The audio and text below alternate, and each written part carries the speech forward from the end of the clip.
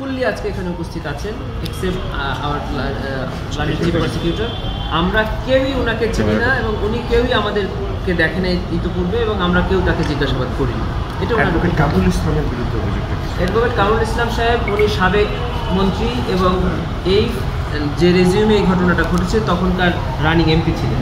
তিনি এমপি থাকা অবস্থায় তার কনসার্ন এলাকায়, তিনি যে এলাকার এমপি, সেখানে তার নির্দেশে এবং পরামর্শে ছাত্র জনতার উপরে আইনশৃঙ্খলা বাহিনী এবং বিশেষ করে ছাত্রলীগ আওয়ামী লীগদের ক্যাডার বাহিনী নির্বিচারে গুলিবর্ষণ করেছে, নিপীড়ন করেছে, আহত করেছে।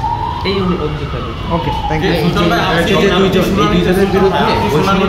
ছবিগুলো গ্রহণ করেছি, তার মধ্যে গুমের অভিযোগের ম্যাক্সিমাম অভিযোগে আলেমউদ্দিনকে আনা হয়েছে। মানে সে ছিল গুমের মাস্টার মাইন্ড এবং সে আলটিমেটলি গুম এক্সপার্ট হয়ে গিয়েছে। আনুমানিক প্রায় মানে অর্ধশতাধিক গুমের অভিযোগে আমরা তার বিরুদ্ধে পেয়েছি। আজকে কি ট্রাইব্যুনালে আগের মামলার কোনো আসামি ছিল যারা জামিন নিতে এসেছেন? আগের মামলা শুধু আজকে না, এই রেগুলার বেসিসে পুরানো যে মামলাগুলো আছে তাদের আসামিদেরকে হাজির করা হচ্ছে, রেগুলার ডেট করছে।